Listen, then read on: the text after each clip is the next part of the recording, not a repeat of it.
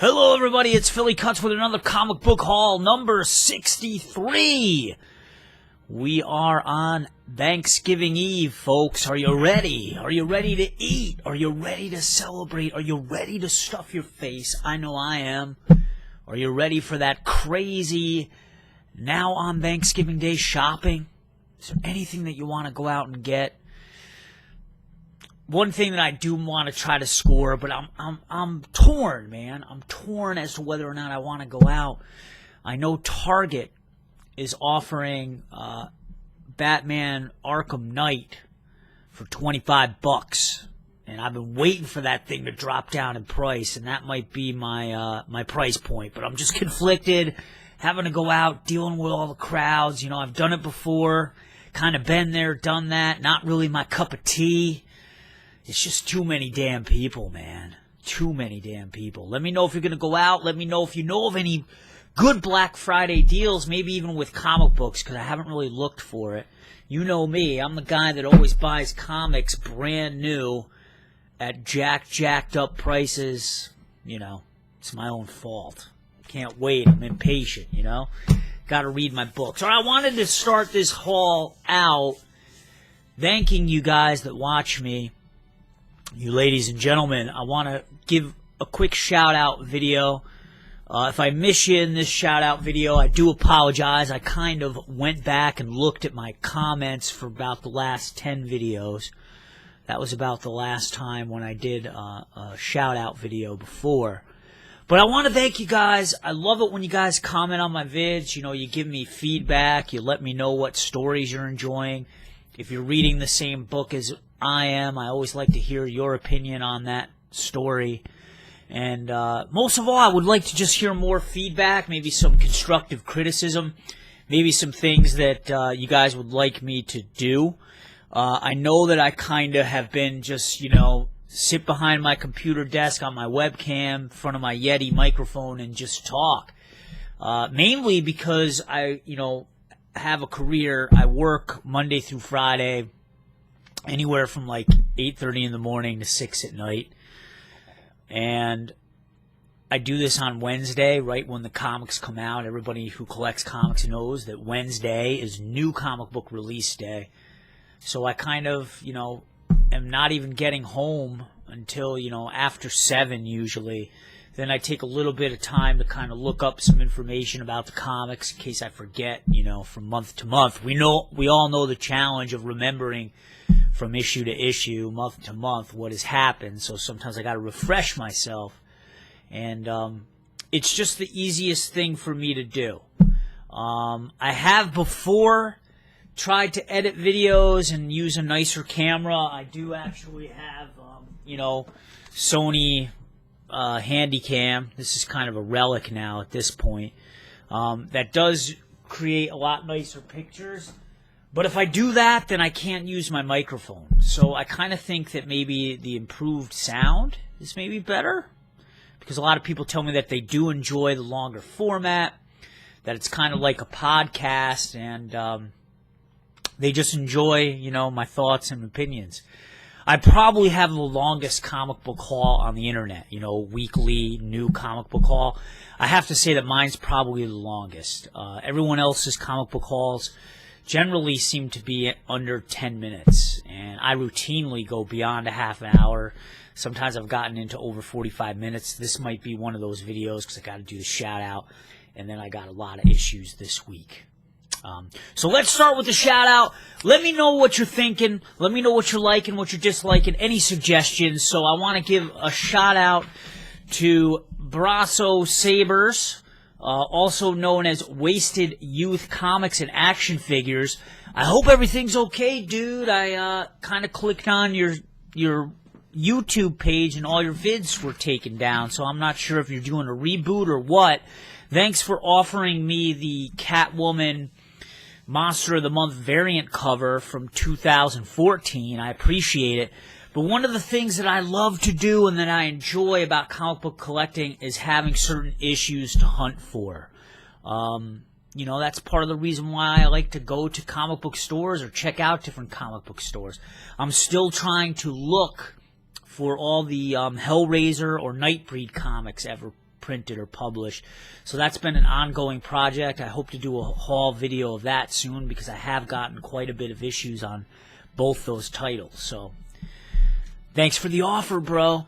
All right, DNA Comics, thank you. Check out his channel. He does a weekly comic book haul as well. Likes a lot of Marvel stuff. I'm trying to work in some of those suggestions, but I just have so many books, it's hard for me to put on new titles. Sean Mitchell, thank you so much. Thanks for the advice on BPRD. I appreciate it. David Alvarado, dude, I know I forgot Harley Quinn number 22 last week. I didn't get it this week. I'm going to explain later on in this. But thank you for keeping an eye out. I truly did totally forget about getting Harley Quinn number 22 last time. Kim Kennedy, thank you. Thank you very much. That Sinestro cover, this Looney Tune cover that's out this month is fantastic. Thank you for letting me know. Rob, Wise Guy 82, I hope you enjoyed Slash and Burn number 1. I know that you've been looking out for that.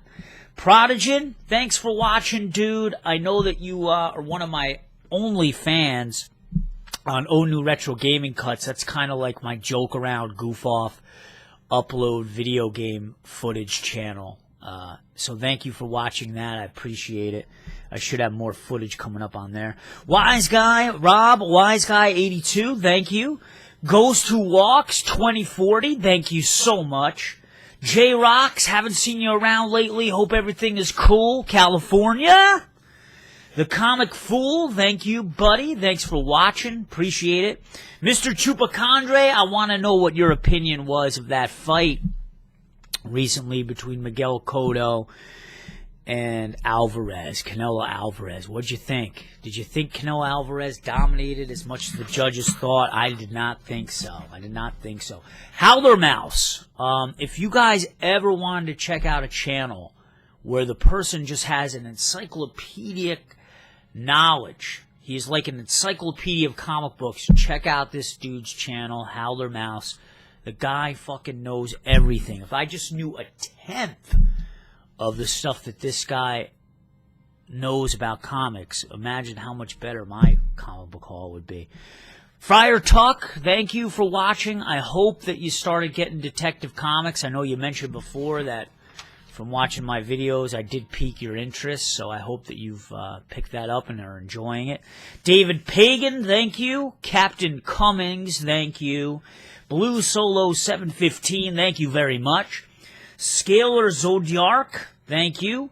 BC Comics, I am too disturbed that Green Lantern Lost Army has gone under, but as we both know that it's going to be continued in another Green Lantern title. I forget what it's called, but Green Lantern something something. The Masked Panther, thank you very much. Check out his comic book haul. He actually wears a mask. Puck of Luck, I want to know, how's that Jeff Johns omnibus going for Green Lantern, man? Great deal there. And First Family of Comics, thanks as always for giving me the tweets on your Twitter. And XE140, maybe one day I'll do another beer review, dude. Maybe one day. Maybe one day I'll come out of retirement. All right, guys, as I said, thank you so much. I really appreciate the support. It's not the same without you, people. All right, so this week I got a ton of books. I overextended myself. I got 12 books this week, predominantly independent titles. I ran into a problem that has not happened to me yet. I just couldn't buy all the books that I wanted to get. If I wanted to get all the books that I was thinking of getting, it would have put me up over like 16 books, and I just couldn't do it, all right? Here are some books that I normally get that I didn't get, and I'm going to explain why. Harley Quinn number 22, I'm enjoying the story. I'm actually enjoying the direction that that's going. But I figure I can put Harley Quinn on hold, pick it up when I don't have as many books, because my comic book shop always has issues of Harley Quinn. I mean, even on the stand of current issues, they're like going back to like 18 or something like that. So I'm not worried about picking that up. I most likely will pick it up before 23 comes out. Another comic that I normally get, Wild's End, number 3. I couldn't get that this week because my shop was already out of it. They said they're going to be getting it later in stock, so hopefully if my pull isn't too big, next week I'll have it then. So if you like anthropomorphic animals, check that out. Another book that I was planning to get that I must have missed last week or the week before was Autumn Lands #7, another high fantasy anthropomorphic title that's starting its second story arc. It was actually on hiatus for like 2 or 3 months. It's by Image. Lots of times that's what Image will do. You know, in between story arcs, there's a break of, you know, sometimes up to 3-4 months, and I just kind of lost track and forgot about it. I'm still debating inside my head whether or not to start that up again or just to trade weight it and see how that goes. Because that was another, you know, series that I felt would have benefited me reading it in trade form all in one shot.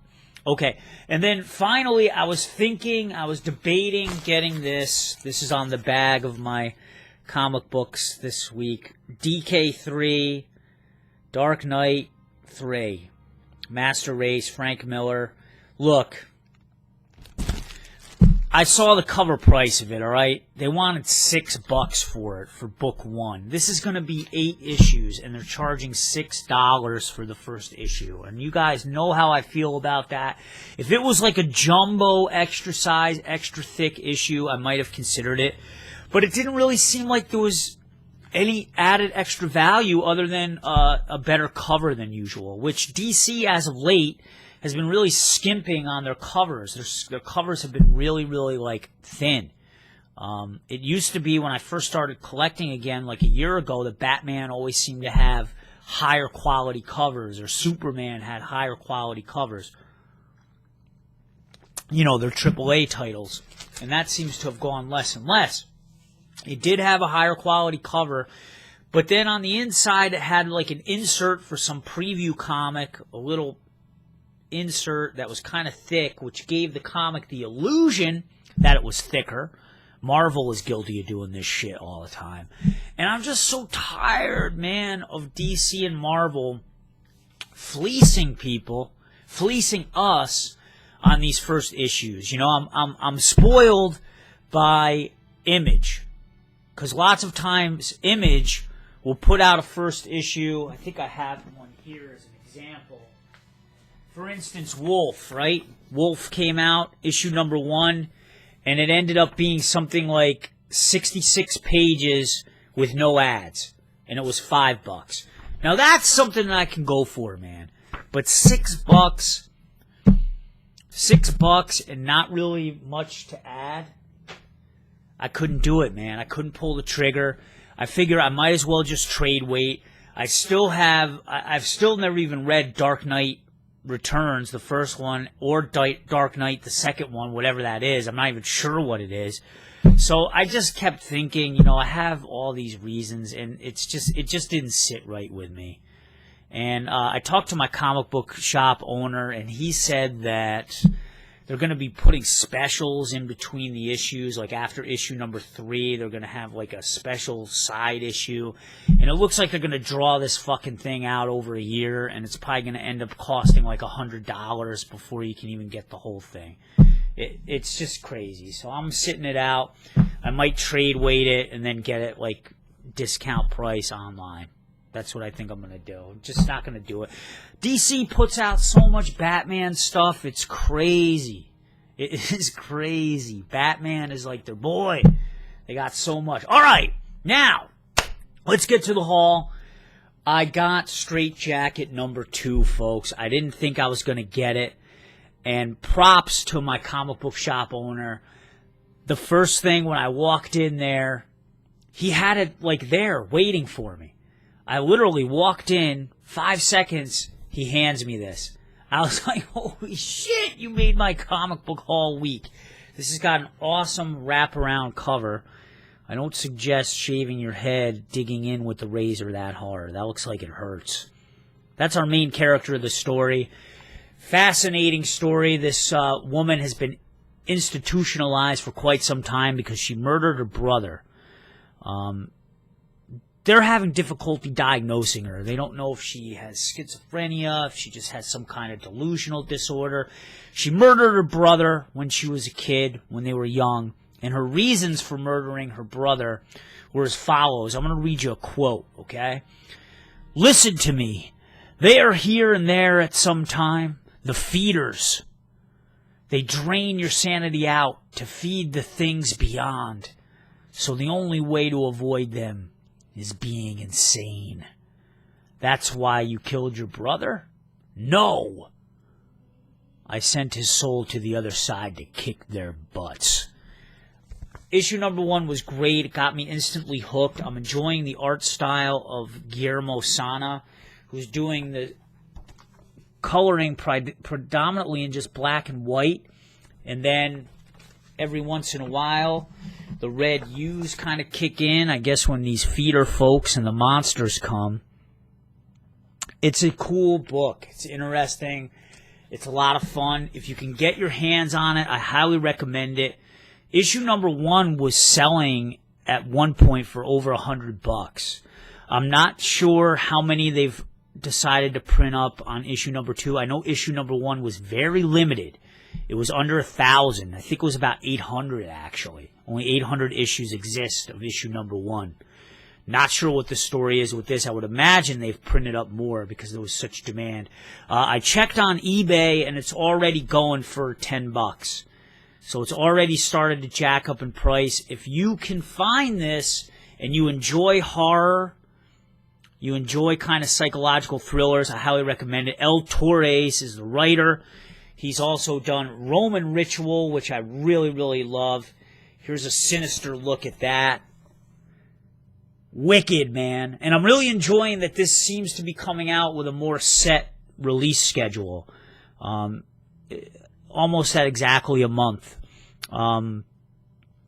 Even though it's weird, we're in November. How rare is that? And this says October 2015. Roman Ritual, the problem was, and with a lot of super independent comics, Roman Ritual, like, number 1 came out, number 2 came out, and then I think it was like a 4-month wait, or 3 or 4 month wait for issue number 3. And I almost forgot about it. Thankfully, I got it all. All right, on to DC, folks. Cullen Bunn's shitstorm, Aquaman. They switched up the artist in this. So Fuentes is doing the pens. I gotta say it's an improvement. If it's one thing that this series, as of late, has been hitting the crapper on, even more so than Cullen Bunn's writing, has been the art. And I think it was some guy named McCarthy, some Irishman. I don't know. He was not doing a good job, though. It was pretty shitty. There was one issue where all in the background was fucking air bubbles in the water. Panel after panel of air bubbles. It's like, how many different ways can I draw a circle? It was awful. This issue, Wonder Woman makes an appearance. Aquaman has been trying to keep a lid on Thule, which is this ancient city that has been re-emerging in Atlantis and on Earth, basically. And it's trying to consume Earth, this ancient civilization. So all these artifacts are randomly popping up everywhere. And Aquaman was trying to keep a lid on it. So Wonder Woman makes an appearance and is like, you fucking asshole. You're trying to keep this a secret and we know what's up. Now, I haven't read Wonder Woman in a long time, and boy, oh boy, have they changed her outfit. I had, no idea, man. I was still imagining, Linda Carter Wonder Woman. So, hopefully the writing will improve in this. Big news, though. I know that it's been announced that Jeff Johns is returning to Aquaman with Ivan Reis on the artwork, and as everyone knows, Jeff Johns and Ivan Reis, the artwork, those guys were very responsible for Aquaman's reemergence, the rebirth of Aquaman. He's been in the crapper for the last 5 or 6 issues, but I'm hoping that once Jeff Johns gets back on here, it's going to improve. All right, so Aquaman, number 46. I gotta tell you, Sinestro, It's tough, man. Right now, I have to decide which is going to be cover of the week.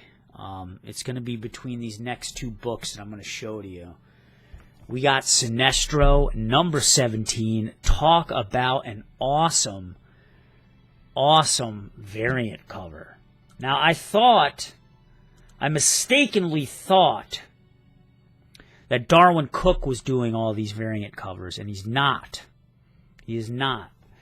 This variant cover is actually drawn by Dan Panelson and Spike Brandt. I'm loving it, man. That fits Sinestro to a T, man. World domination, let it fucking blow. Or actually, maybe it doesn't, because Sinestro's all about law and order, right? He's all about eliminating chaos, so maybe it doesn't really work when I think about it. But I still like it. I still like it. Okay, Sinestro has teamed up with Black Adam. Sinestro had to come to Earth. He needs to find out some information about the Paling. It is this group of anti-emotion zealots, a religion of anti-emotion zealots.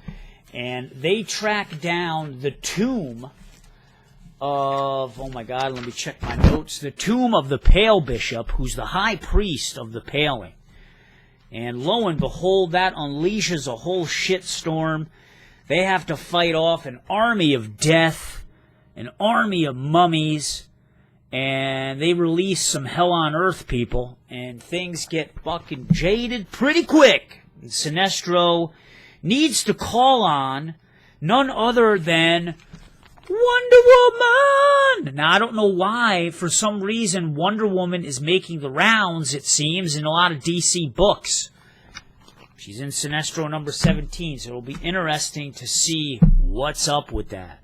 Alright, now, the other variant cover, Looney Tune variant cover that I got, was Superman number 46. Now, this is appropriate, because if you've been following Superman, you know that right now, he is involved in a fight club involving gods.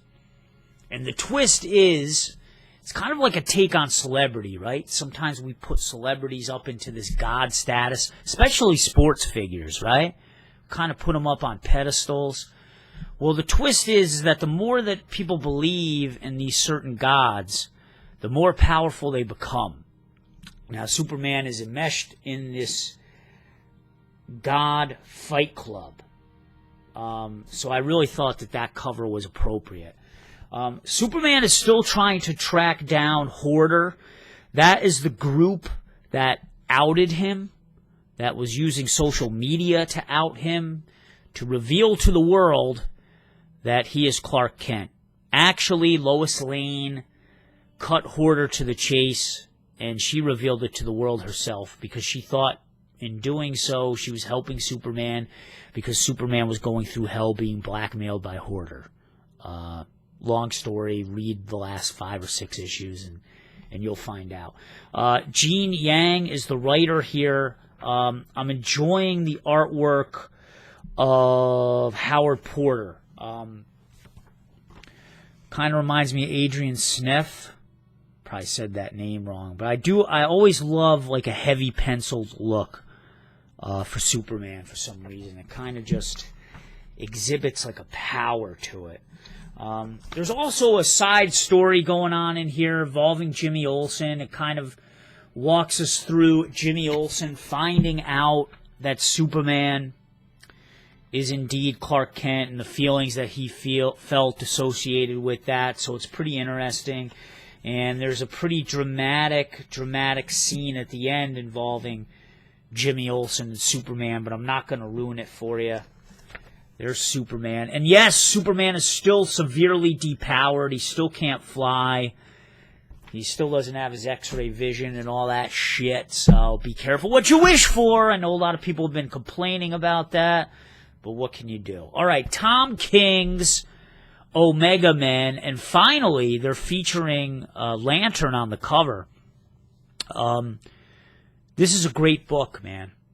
This is a book that was originally slated to do 12 issues. Then DC said they were going to axe it after like 5 issues or 6 issues. Public outcry on Twitter. DC reverses their decision, and now it's back up to 12. Buy this book, man. It is great. If you're into politics, if you're into, like, current events such as terrorism, morality, plays on morality that involve terrorism, you know, what are the philosophies of terrorists? This book explores that stuff big time. In this issue, the Omega Men and Kyle Rayner, the White Lantern, the Omega Men have actually been keeping Kyle Rayner as a hostage. Both parties get captured by the Citadel, and the Citadel starts to put these guys under the ringer. They start getting interrogated, and there may be a little bit of torture involved, you know. Started to get me to think about, you know, Donald Trump and saying what he would do about the terrorists, you know, with all this Paris bombing stuff going on. You know, it really just brought that to light. These guys want to find out, the Citadel wants to find out, what do you guys need with a White Lantern, Kyle Rayner? What is the purpose? Why do you guys have him? What's the deal? You get a lot of bang for your buck here. I mean, look at this. This pretty much has kind of like a 9-panel layout. So you get a ton of text, a ton of reading in here. No Rasputin, you know, 2-minute read bullshit here. You get your money's worth. The artwork of Barnaby Bagenda is great, man. I love his artwork. He's got some good stuff in here. Good panels. Check it out, dude. I'm enjoying the Omega Men. Okay. On to Vader Down, part 2 of 6, Darth Vader number 13. I decided to go with the variant cover. These are the assassin droids that are under the wing of Darth Vader. That is BT and 000, Evil C-3PO. This has been pretty much a very straightforward story, man. Darth Vader and Luke Skywalker get shot down on a planet. It's called Vegas Voss. There's a Jedi temple there, an abandoned Jedi temple there. But not only that, there's like a rebel base there as well. First issue kind of just showcases Darth Vader being a real badass, both in, you know, a TIE fighter battle against the rebels, and then it continues where it left off, where he actually faces off against an entire rebel army, people. He's just kind of like, bring it, dude. Fucking bring it. It's pretty straightforward. Most of these Star Wars stories, they are pretty enjoyable, but they've been pretty straightforward, you know. Nothing too crazy in terms of twists or anything. Just kind of pretty straightforward, good guys, bad guys kind of writing.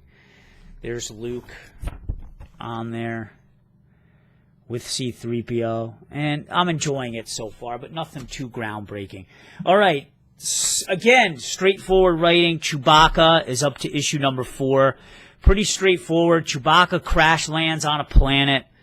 On this planet, there's a young woman, young girl, hiding behind that box of bolts, Zaro, whose father has been forced to go to work in the mines for this gangster named Jam. And Jam is harvesting elements for the evil empire. I mean, talk about a bad thing to do, right? Not to enslave people to mine this terrible ore, but then you're trying to do deals with the Empire. We all know how that's going to fucking go.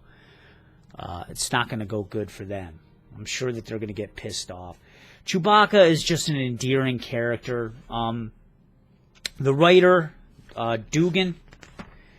Jerry Dugan, has made the decision not to translate Chewbacca's, you know, so you kind of have to use your imagination. Pretty much the girl translates what Chewbacca is saying, but you can figure it out, obviously. There's a cute sequence in here where Chewbacca has to wear a disguise. The Imperials are looking for him.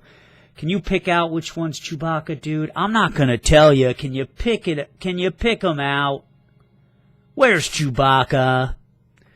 All right. You get the point. It's pretty straightforward. Kind of an endearing title. Chewbacca. All right, Hellboy and the BPRD, 1953. Continues the format of utilizing small stories to describe Hellboy, his time in England. In 1953, he spent a year in England with the founder of BPRD, none other than Professor Bruttenholm. It's kind of fun to see these guys work together. 2 stories in here, The Witch Tree, and then Rawhead and Bloody Bones.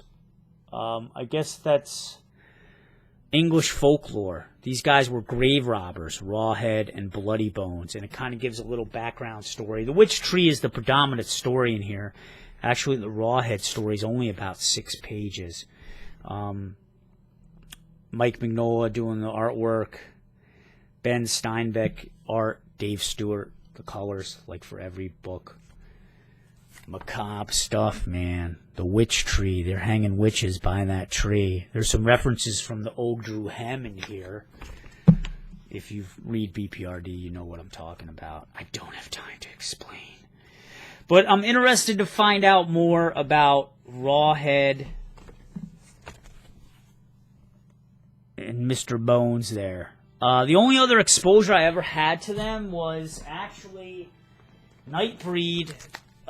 They did a 4-part series. I'm still looking for issue number 4, but they delve into a whole story involving Rawhide Rex at least. So I'm looking forward to reading these, but I am waiting to find issue number 4 out in the wild. So that's my mission, dude. All right. Dark Horse. Colder the Bad Seed. Actually, I'm sorry. Colder Toss the Bones. Number 3 of 5. Check that out, dude. That is a flock of birds. Like an evil face coming down on Declan. This has been really enjoyable, man. It really showcases the creativity of Juan Ferreira, the artist in here. He's one of my favorite artists since I started collecting books again. I mean, he just does some really crazy things in this book. He really breaks the fourth wall in here with Nimble Jack. I'll show you in just a minute, but look at that. His splitting his head there. Nimble Jack is kind of pretty much like a Joker ripoff. I'm a little disappointed with Paul Tobin in that, but Nimble Jack makes his presence known again to Declan and his girlfriend Reese, and they're going to be roommates, apparently, in the Hungry World. That's where Nimble Jack resides, and it's this fucked up place, and as you can see, he's saying it's infinite in that direction, goes on forever in this direction, and then it goes weird and wacky that way, and then weird and wacky upside down that way. No, it's not a misprint, that's just something that they're doing.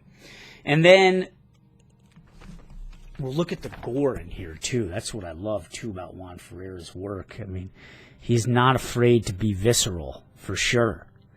Yeah, they're picking apart that body pretty good. But he also breaks the fourth wall in the sense that look at how he's tearing apart the layout of the comic. Isn't that neat? He's kind of pulling that apart there. So I really thought that was cool. I mean, if you're just into wacky, trippy stuff like this, see how he's pulling apart the panel like it's a curtain? It's creative, man. You're going to really love this book. Paul Tobin, Juan Ferreira, check it out, man. I'm enjoying it quite a bit. Really am. Okay, Rumble, number 9. This is John Arcudi, James Herron's artwork. Dave Stewart. Last issue, we were introduced to these like little kitty monsters. This had a great cover of the kids trick-or-treating, the monster kids trick-or-treating, and then behind them were other monsters. It was a great cover. Rathrak is Conan the Barbarian in a scarecrow suit, okay? His body is in another dimension, imprisoned, and his soul is residing in a scarecrow, okay? And he's pretty badass. He doesn't give a fuck. he's just wantonly killing all these monster creatures on planet Earth. We're introduced last issue to some of these little monster creatures that are actually half human. And Rathrak has to struggle with whether or not to do these beasties in. There's some of them right there. Little cute itsy bitsy Cyclops itty bitties. Rumble at times, it's a fun read. It kind of, laughs at itself a bit. It's very creative. James Herron is a great artist. But it can be kind of confusing at times. And actually, the last couple issues seem to be more like one-shot issues, not really adding to the big overall story arc in a way. So it's been a little bit confusing. I'm probably going to go back and read a big bunch of these together. I'll probably just read them in the beginning. It doesn't take long to read these, actually. But I enjoy the artwork so much and the coloring of Dave Stewart. It reminds me so much of B.P.R.D. in a way that I enjoy these books. So if you're into something freaky-deaky, check out Rumble number 9. Get your scarecrow on. All right. Outcast number 13. It seems like it's been such a long time since Outcast number 12. I don't know if there was more than a month break, but for some reason it seemed like it's just been so long. This is a very emotional issue for Kyle. Oh my God, I can't remember his name. What the hell is the name of the lead character? Oh my God. I'm drawing a blank. Kyle Barnes. I was going to say Kyle Rayner, the White Lantern. Kyle Barnes has to perform an exorcism on his sister. Now, his sister has been very helpful for him in his life. Kyle presents as pretty depressed. He always has a lot on his mind. He's been going through a divorce. His sister has been there to help him out, to kind of drag him out of the hole, get him going. Come on, don't just sit and wallow in your depression. Let's get up. Let's do things, She's been there for him. He has to exercise her, and he learned some new powers about his ability. He is known as the Outcast. These demon entities refer to him as the Outcast, so he's familiar, man. He's on their radar, for sure. And it is an intense exorcism. I mean, they really draw it out, and he's doing things like trying to pin her down, has to put her in like a bathtub. There's a new power associated with putting the possessed in water. So there's a big time struggle putting her in the water. Just very, very, very visceral and graphic, and leaves you feeling very unsettled. And the stuff that these, possessed people say to him, it's just creepy. Is creepy. If you're familiar with The Exorcist, you'll know what I'm talking about. Can you help an old altar boy, Father?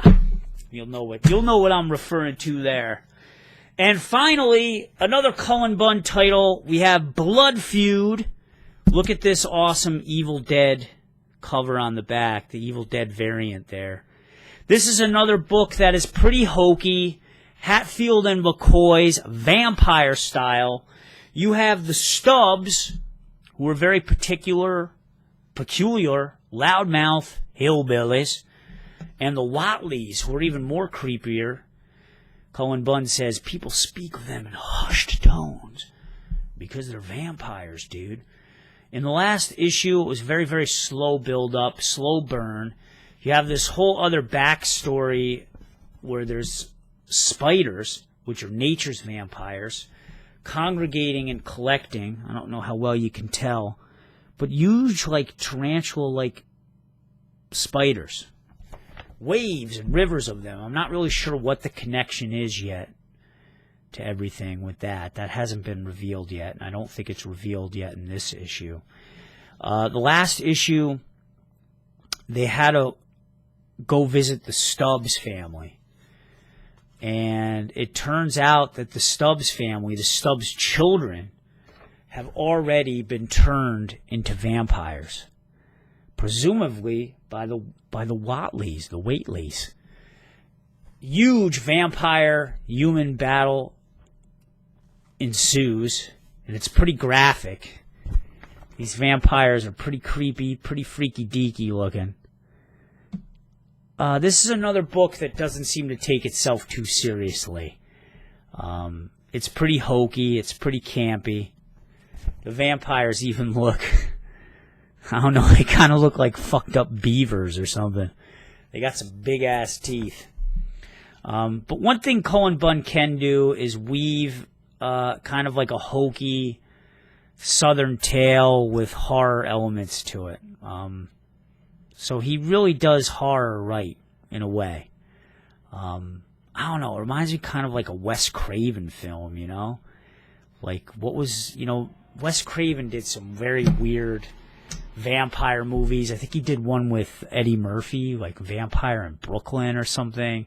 And then he also did another strange werewolf film with Christina Ricci in it. I can't remember what the hell the name of that was. Maybe you guys know.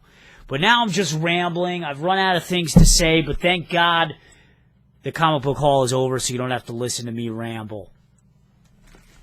Let me know what you like and what you're disliking, folks, and thank you so much for watching as usual. Let me know what you want to see. Let me know some suggestions. And you guys have a happy Thanksgiving. Maybe I'll see you before next week's haul, because I do have about 5 days off from work. I don't have to go back till Tuesday, so I'm loving that. And it's going to give me a chance to catch up on some books. All right, dudes. Have a happy Thanksgiving. And before I forget, a huge shout-out to my girlfriend, Sarah, who puts up with all that crap, with all my video games and my comic books and all that nonsense. Thank you for being so supportive and not forcing me to change on that kind of stuff. I really appreciate it. All right, guys. Have a good day. Peace. Bye.